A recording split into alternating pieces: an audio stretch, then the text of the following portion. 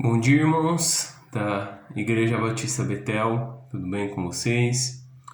Uma pena a gente ainda não poder se reunir presencialmente, não é? Mas eu creio que Deus tem cuidado de todas as coisas e eu creio que Deus tem cuidado de vocês também.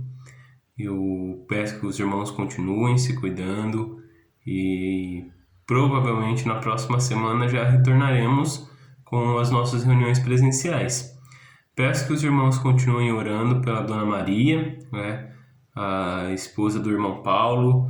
Ela continua internada, ela continua entubada, então vamos continuar orando para que o Senhor possa fazer com que ela se recupere logo, que ela volte para casa, para sua família, e que nesse momento, né, enquanto ela continua lá, toda a sua família também, sua esposa e suas filhas, os genros, os netos, todos sejam fortalecidos pela graça do Senhor.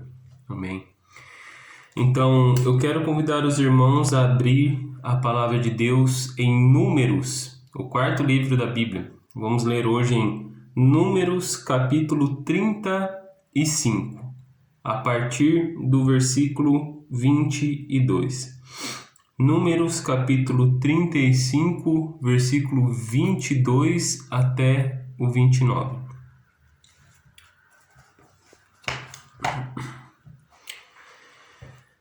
Porém, se alguém empurrar outra pessoa subitamente, sem inimizade, ou contra ela lançar algum instrumento sem má intenção, ou, sem vê-la, deixar cair sobre ela alguma pedra que possa causar-lhe a morte, e essa pessoa morrer, não sendo sua inimiga, nem tendo a intenção de causar-lhe mal, então a congregação julgará entre o matador e o vingador de sangue, segundo estas leis, e livrará o homicida da mão do vingador do sangue, e o fará voltar à sua cidade de refúgio onde havia se refugiado.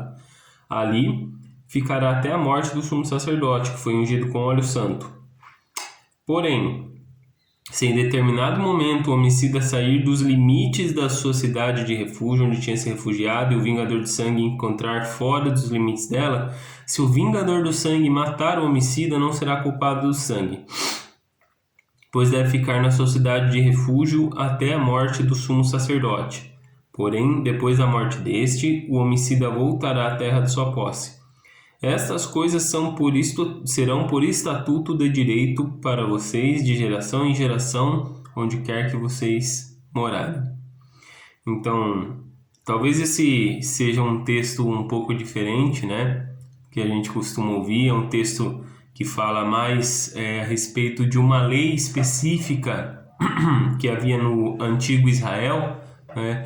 Então, para resumir para os irmãos, havia essa lei, né, no antigo Israel, que dizia que se um homem ele acontecesse algum acidente e por causa desse acidente outra pessoa viesse morrer, né, o que nós conhecemos hoje por homicídio culposo, né? Então, você não tem a intenção de matar, mas acontece um acidente envolvendo você e outra pessoa, né? Um acidente talvez gerado por você e outra pessoa veio a morrer por causa desse acidente, né?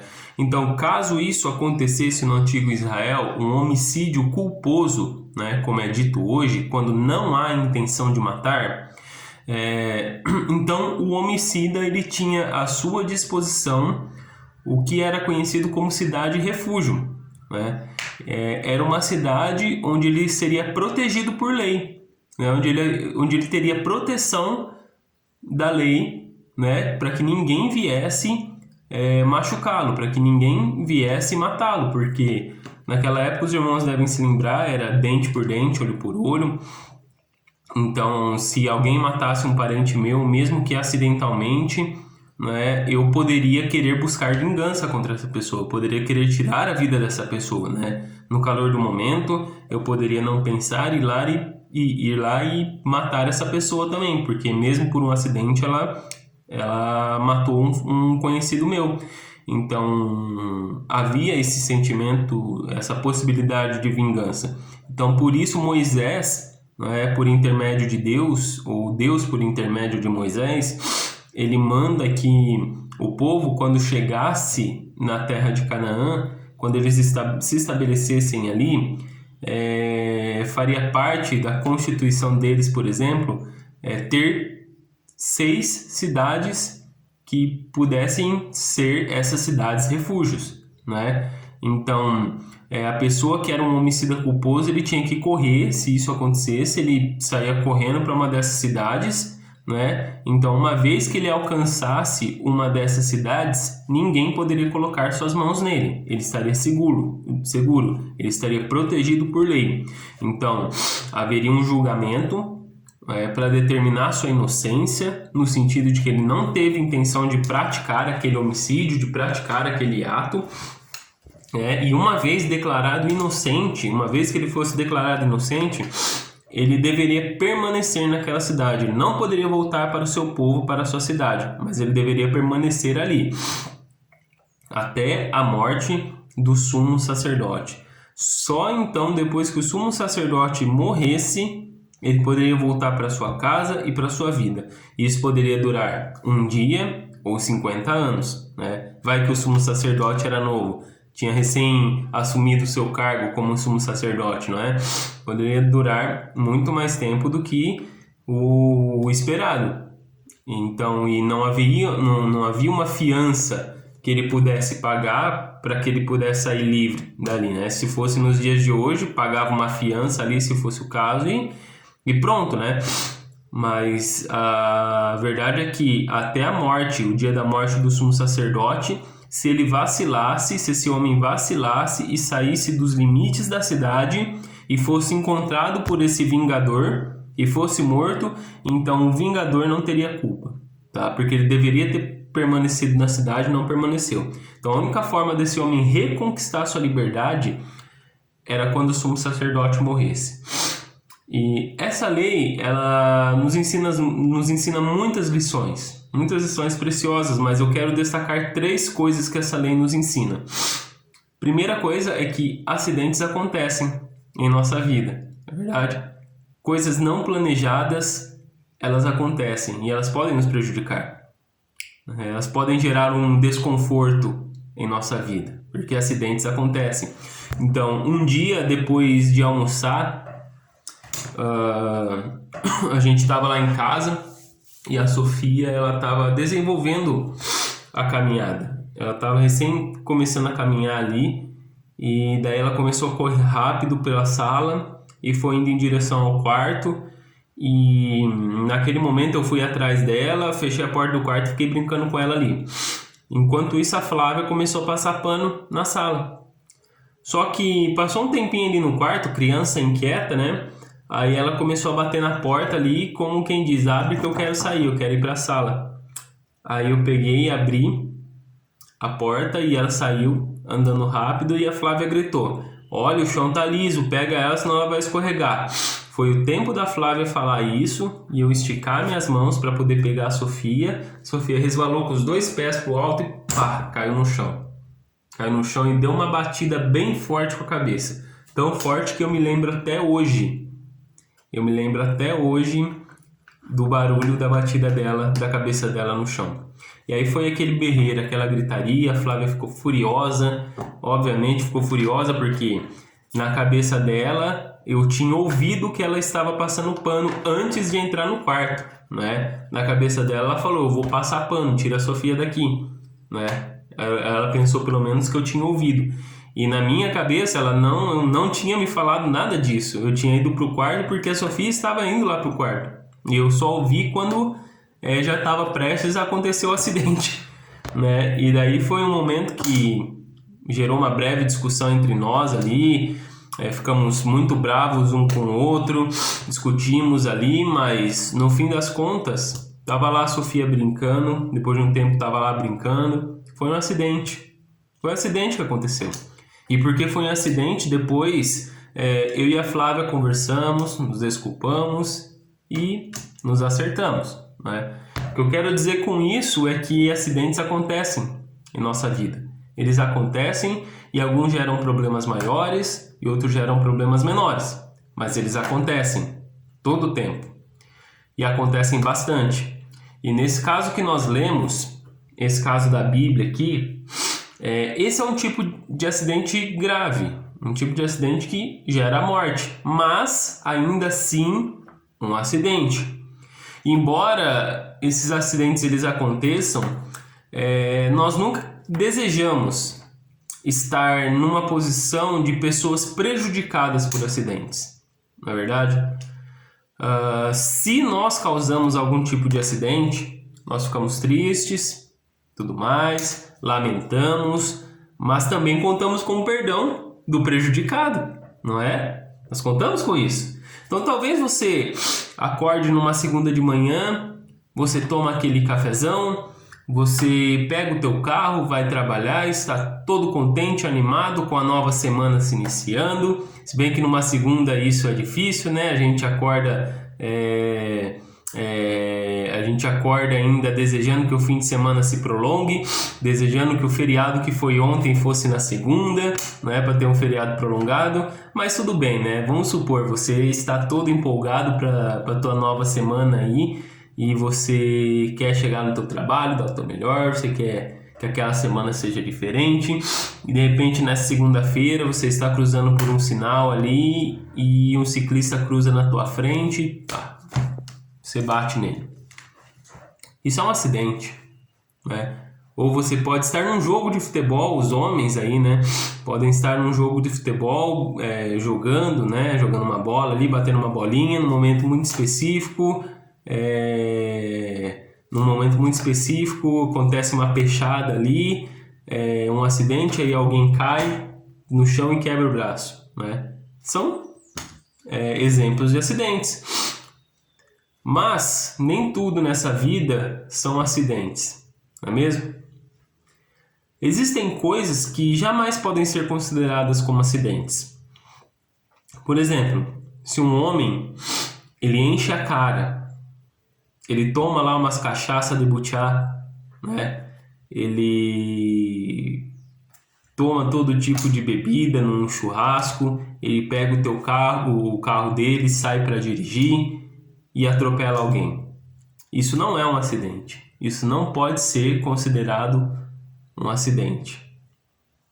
Tanto que perante a lei, você normalmente seria condenado por um homicídio doloso, quando há intenção de matar, porque você sabia que havia a possibilidade de acontecer um acidente, porque você não estava em plena capacidade mental, mas mesmo assim você se arriscou.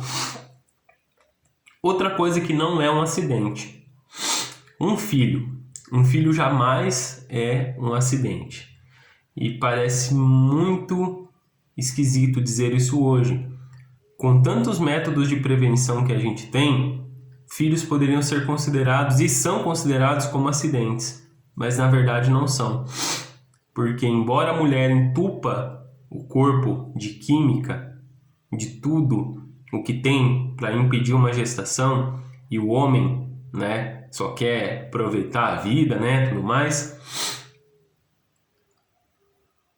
não dá para desassociar o sexo da concepção, da geração de filhos. Então, cada vez que um jovem casal se deita, ele está se arriscando a ter um filho. Aí o que acontece? A mulher vai lá, começa a sentir os primeiros sintomas, faz o teste e pá, positivo. Primeira coisa que normalmente vem na mente: meu Deus, como é que isso foi acontecer? Aí você tem que falar, né? Pois é, quando duas pessoas se desejam e se unem, essas coisas podem acontecer, não é? Não deveria ser novidade, não deveria ser surpresa, não deveria ser espanto. Mas acontece que muitas vezes as pessoas tomam isso como acidente. E não é um acidente. Porque o sexo foi criado por Deus também para gerar filhos, não é? Outra coisa que não pode ser considerado como um acidente, né? Quando temos brigas que foram geradas por intrigas e fofocas, por pessoas que costumam criar divisões, né? Não são acidentes, né? Porque a pessoa que normalmente faz isso sabe que o que ela está fazendo é errado, o que ela está fazendo é arriscado, né? Então tem coisas que sim, são acidentais, mas também tem coisas que não são acidentais. E todo acidente pode ser gerado por algum tipo de erro não consciente. Você pode não ter consciência do que você está fazendo e gerar um acidente por causa disso. Mas todo erro consciente, ele inevitavelmente gera acidentes. Mas sabe o que esse texto também nos ensina por princípio?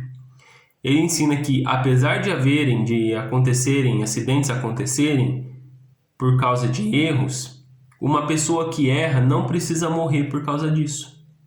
Na verdade, uma pessoa que erra não precisa morrer. Ela não precisa ter sua vida destruída e muito menos definida por causa de um erro, de uma coisa que acontece num momento específico de sua vida. Então, nesse caso aqui, o cara estava lá trabalhando e por um descuido ele mata seu colega de trabalho. E ainda que eles vivessem nesse tempo onde era direito retribuir na mesma moeda, ainda nesse tempo havia esperança. Ainda num tempo onde a lei era dente por dente, olho por olho, você tirou a minha vida, eu posso tirar a tua, ou alguém próximo a mim pode tirar a tua vida em vingança, em retribuição, ainda nesse tempo havia esperança. Só que, novamente, a lei aqui no Antigo Testamento, especificamente, contemplava só os casos quando não havia intenção de matar. Apenas quando era um real acidente. Então, se você tivesse culpa no cartório mesmo, se você tivesse causado algo intencionalmente, então você deveria ser punido. Só que, quando a gente analisa isso aqui à luz do Novo Testamento, quando a gente analisa isso aqui à luz de Jesus, todo pecado tem esperança de perdão. Todo pecado tem esperança de restauração. Todo pecado, qualquer pecado não tem o poder de definir todo o futuro de uma pessoa. Então, nós aprendemos que no Novo Testamento existe um poder muito grande numa coisa chamada graça e misericórdia. E Jesus nos ensina essas lições preciosas. Quando nós lemos o Evangelho, por exemplo, uma das coisas que ele ensina é a tal da regra de ouro. O que é essa regra de ouro? Façam com os outros como vocês gostariam que eles fizessem com vocês. Como vocês querem que os filhos dos homens tratem vocês, tratem eles também. Outra coisa que ele ensinou foi amar o outro como a mim mesmo, como eu amo a mim mesmo. E nessa história de erros e acidentes, nós podemos tanto estar do lado de lá quanto do lado de cá. Não é? Você pode tanto prejudicar quanto ser o prejudicado. E por mais que a gente não goste, novamente, dessa história de acidente, não dá para negar que a nossa postura, ela é totalmente diferente, dependendo do lado que a gente está. Então, se eu sou prejudicado por alguém, eu quero restituição. Eu quero sair por cima. Talvez eu quero acabar com a vida da pessoa, se ela fez algo muito grave contra mim. Eu quero dente por dente, olho por olho.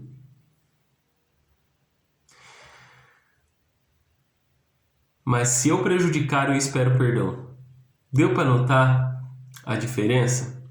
É ou não é? Nosso maior desafio, então, é entender que intencional ou não intencional, não precisamos acabar com a vida do outro, daquele que falha conosco. Não precisamos agir como agiram conosco, ainda que a gente esteja na razão, ainda que a gente esteja certo.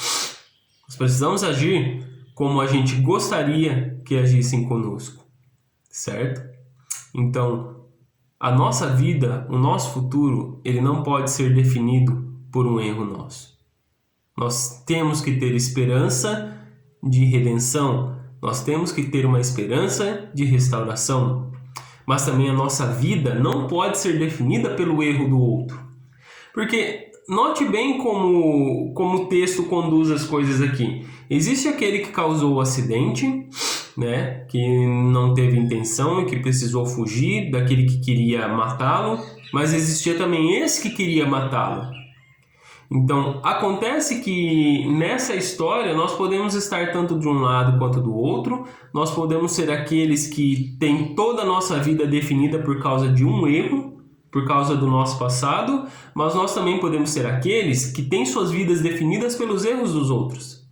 Então, quando o outro erra comigo, eu posso querer ir atrás dele e acabar com a vida dele, eu posso ter toda a minha vida definida por causa do erro dele, né? Deixa eu dar um exemplo melhor nesse sentido. Quantos jovens guardam mágoas de seus pais? Quantas pessoas guardam mágoas de seus pais, de uma antiga amizade, porque falharam miseravelmente contra eles? Talvez você tenha muitas críticas com relação à forma como os teus pais te trataram.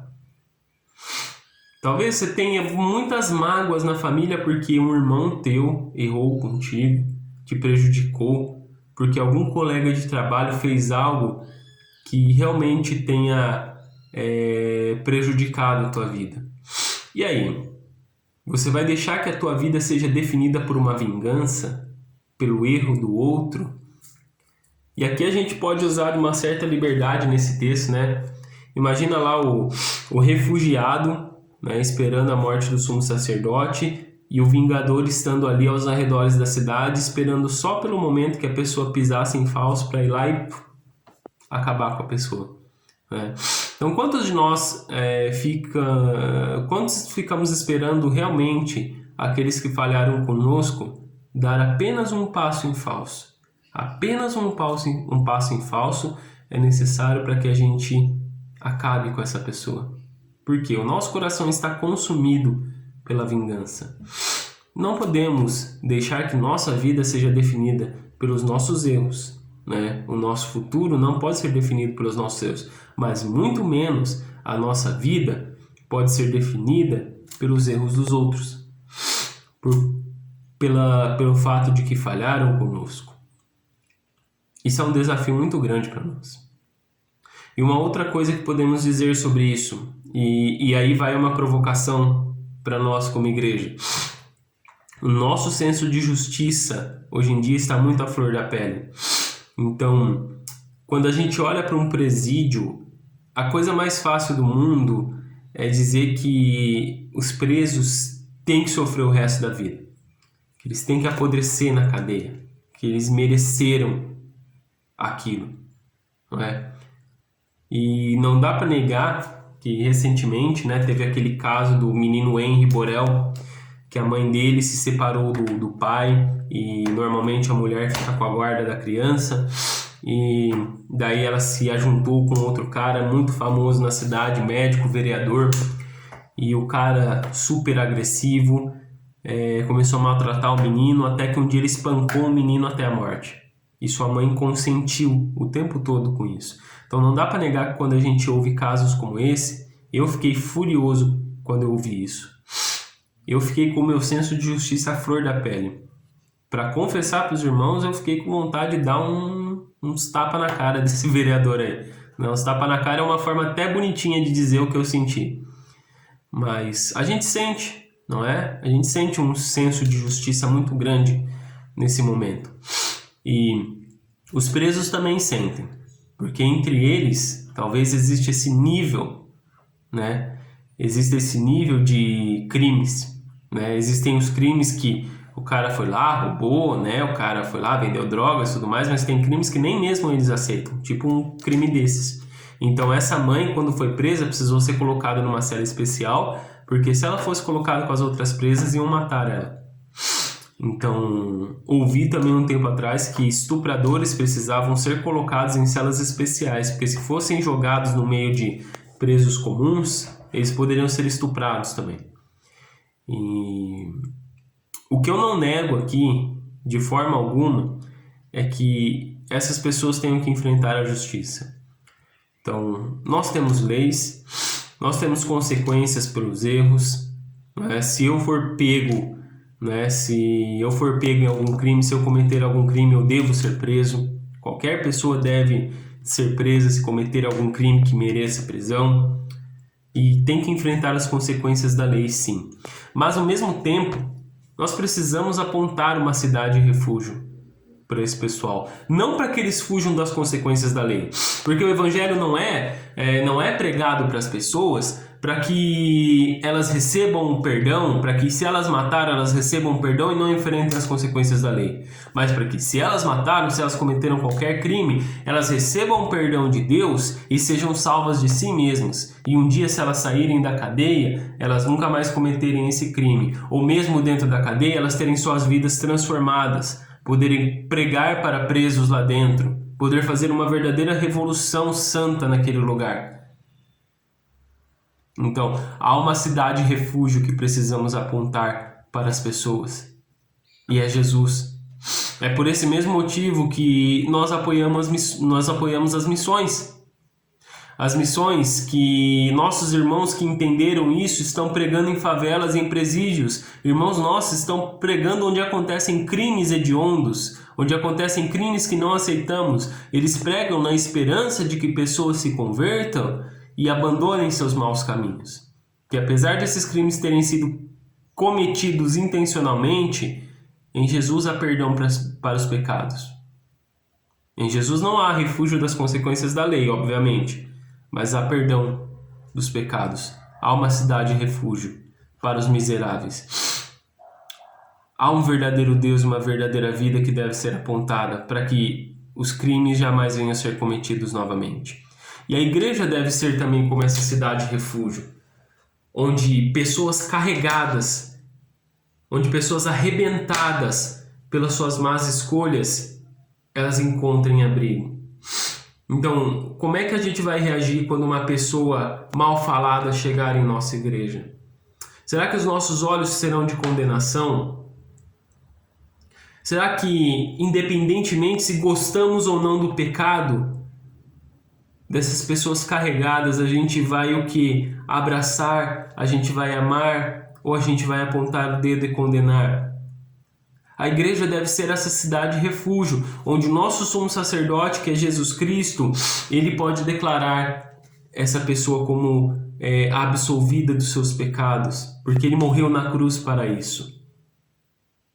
Precisamos levar os miseráveis desse mundo para o nosso sumo sacerdote, Jesus Cristo, para que ele cuide delas.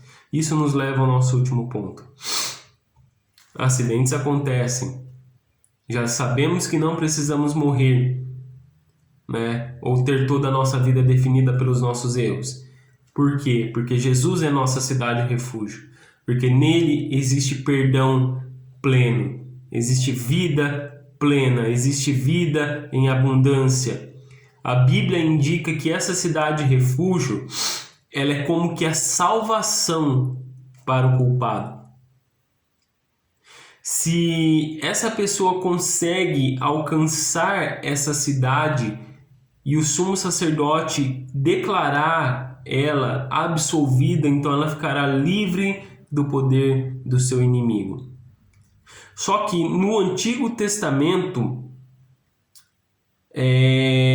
a pessoa só poderia ter sua liberdade completamente restaurada quando o sumo sacerdote morresse, só quando ele morresse. Mas, novamente, analisando à luz do Novo Testamento, olha como isso encontra cumprimento pleno em Jesus. Quando corremos para Jesus, ele nos acolhe. Ele disse em Mateus 11:28, Venham a mim todos vocês que estão cansados e sobrecarregados, e eu vos darei descanso. Ele disse, aquele que o Pai me der, vem a mim, e aquele que vier a mim, de maneira nenhuma o lançarei fora. Ou seja, ninguém que chega a ele, que chega correndo a ele em busca de ajuda, será rejeitado. O autor da carta aos Hebreus diz que ele é o nosso sumo sacerdote perfeito e que ele morreu para nos dar a liberdade. Então, em Jesus, seja o teu pecado acidental ou planejado, por assim dizer, em Jesus, hoje você pode ter o perdão pleno e a tua liberdade plenamente e completamente restaurada. Sim, a Bíblia considera que todos pecaram e estão carentes da glória de Deus. A Bíblia diz que o salário do pecado é a morte, mas ela também diz que o dom gratuito de Deus é a vida eterna em Cristo Jesus, nosso Senhor. Então, hoje, há perdão e restauração em Cristo Jesus para a tua vida. Se você ouvir a voz do Senhor, não endureça o teu coração, porque hoje é o dia da tua salvação. E a melhor notícia é que você não precisa ficar esperando nenhum sacerdote morrer para você ter a tua liberdade de volta. Porque o nosso sumo sacerdote Jesus já morreu. Ele já morreu e ele já ressuscitou. Então, o nosso pecado, seja culposo ou doloso, há liberdade em Cristo Jesus do nosso pecado, porque ele morreu para purificar a nossa consciência dos nossos erros.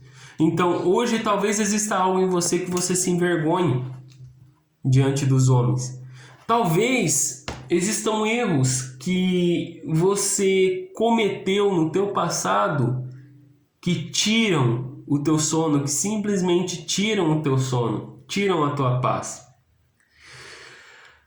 Talvez hoje mesmo você não estamos nem falando do passado, talvez isso é o teu presente, talvez você está lotado, abarrotado de pecado.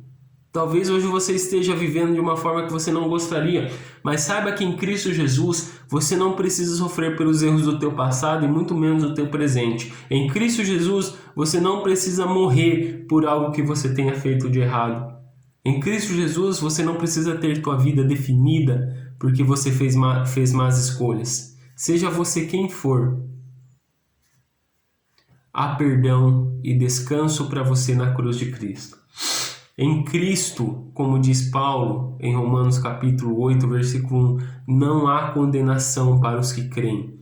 Porque, seja qual for a condenação que nós merecemos, que o nosso pecado merece, Jesus pagou o preço na cruz por ela. E o que nós precisamos fazer para alcançar essa paz? Para alcançar esse perdão pleno? Nós precisamos correr. Nós precisamos correr imediatamente para esse refúgio, para essa cidade. O Salmo diz, Salmos 46, se eu não me engano, diz que há uma cidade do nosso Deus, um santo monte, que nós precisamos correr. Corra para os braços de Cristo nesse dia. Esses braços são a tua cidade e refúgio. Corra para o esconderijo do Altíssimo. Corra para a sombra do Onipotente. Diga a Ele: Senhor, Tu és o meu refúgio, a minha fortaleza, o Deus em quem eu confio. Beba da fonte da água da vida. E uma vez que você se encontra renovado e perdoado, é hora de sair. É hora de sair para uma vida de liberdade, vivendo a vida que Cristo sempre planejou para você.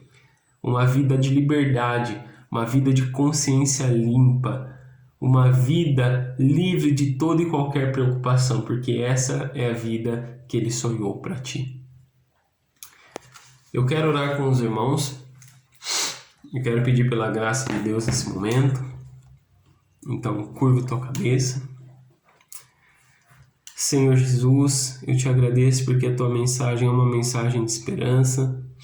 Eu te agradeço porque a tua mensagem é uma mensagem de paz com Deus.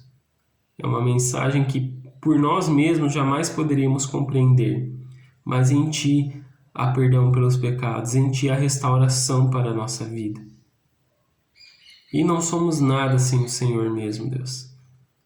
Como nós precisamos de ti para que a nossa vida seja completamente restaurada, Senhor. Então que o Senhor possa ter tuas portas abertas, Senhor, para todo aquele que quiser se chegar a ti hoje. Para todo aquele que quiser se refugiar em ti, Deus. Que o Senhor acolha de braços abertos, que o Senhor trate as feridas, que o Senhor limpe as mágoas, que o Senhor limpe todo e qualquer rancor, Deus, para que a gente possa ter nossa vida plenamente restaurada em ti. Em nome de Jesus, Senhor, cuida-nos e guarda-nos. Amém. Que Deus abençoe os irmãos, tenham uma ótima semana e, se Deus quiser, semana que vem estaremos reunidos de forma presencial, seguindo todos os cuidados necessários, todos os protocolos que temos seguido, ok? Então, que Deus abençoe a sua vida.